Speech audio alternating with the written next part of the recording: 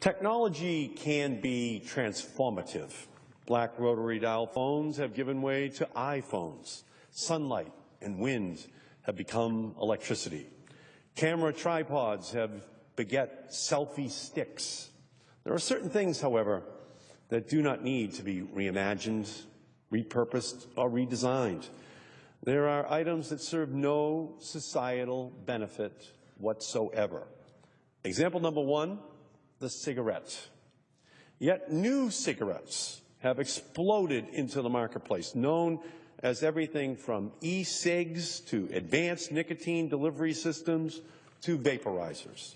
Like many emerging technologies, these products are designed to appeal to young people, are more accessible to young people, and are explicitly marketed to young people. And because of this, we are being forced to write another dark chapter in the history books. After more than 4 decades of research, there are several incontrovertible facts. Nicotine is addictive. It affects brain development, and in combination with tobacco, it is responsible for claiming millions of lives. These facts are true, and were true decades ago, at the same time that big tobacco willfully, consistently, publicly, and falsely denied them. Today, e-cigarettes sales in the United States alone top $1 billion. The use of e-cigarettes among middle and high school students tripled from 2013 to 2014, accounting for upwards of 13% of high school students. New data reports that nearly 2.5 million American young people currently use e-cigarettes. This data is not at all surprising when we consider the way these nicotine delivery products are targeted at young people and how these products are available in a myriad of flavors, from cotton candy to vanilla cupcake to Coca-Cola. Strawberry-flavored vape liquid can contain just as much nicotine and sometimes more as a traditional cigarette. And we know from years of research that flavor attracts young people. And the younger a person is when they start tobacco use, the more difficult it will be for them to quit. That's why Congress explicitly banned the use of cigarettes with flavors like cherry and bubblegum, because of their appeal to young people. Over the past decade, we've made great strides educating children and teens about the dangers of smoking. We cannot allow e-cigarettes to snuff out the progress that we've made preventing nicotine addiction and its deadly consequences. E-cigarette use is growing as fast as the students who are using them. And we need to put in place the rules to ensure that we stop it. First, we need to ban the marketing of e-cigarettes to young people in the United States. Second, we need to ban the use of flavorings. The use of fruit and candy-based flavors is clearly meant to attract children. Cherry Crush e-cigarettes pose the same addiction risks as the minty cools of the 1970s.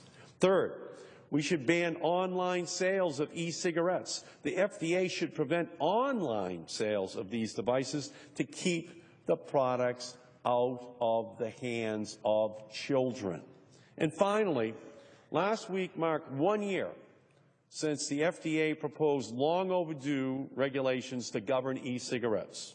This is the first step to making sure children and teens can be protected from the harms of these devices.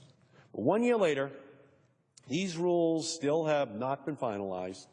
Until they are, new cigarettes will continue to target young people with appealing marketing, advertising, and product flavoring.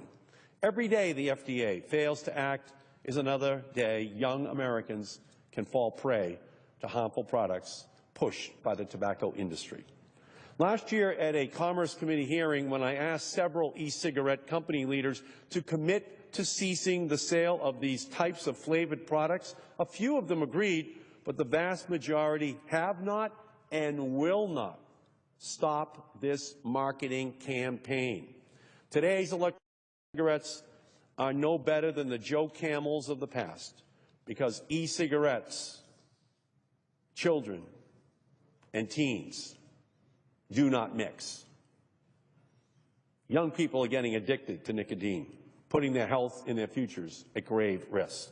It is time for the FDA to step in and to stop the sale of these candy-flavored poisons, especially to the children of the United States. My father started smoking 2 packs of Camels when he was 13 years of age. It was a cool thing to do. My father died from lung cancer. The tobacco industry denied that there was any linkage between tobacco, between smoking and cancer and death. My father died from it. He started smoking at age 13 because it was a cool thing to do. And once you're addicted, once you get the 13-year-old, the 14, the 15, 2 packs of Camels, Joe Camel a day, it's hard to stop. Here's something else that we know. That if a young person doesn't start to smoke until they're 19, they're highly unlikely to start at all, because they've reached beyond a point where it's attractive to them from a peer pressure perspective. And so what do these companies have to do?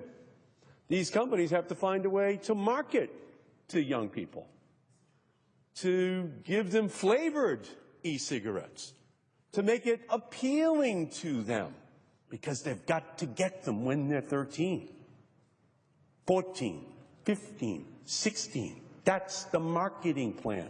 It's always been the marketing plan since my father started when he was 13. And he would say to me, "Eddie, you have no idea how hard it is to stop. You have no idea how much I need to smoke, how much I need the nicotine." And you could see it. And it started when he was a kid. And that's the way it begins, because people don't start smoking when they're 20 years of age. We all know that. Everyone listening to this knows that.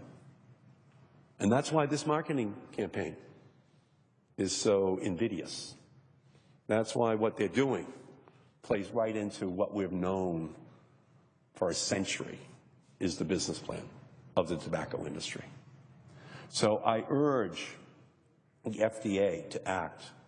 I urge the members of this body to rise up to ensure that we don't have another generation that suffers the same fate as the previous generations have, in fact, had to live with, which is this addiction that is given to them at a very young age.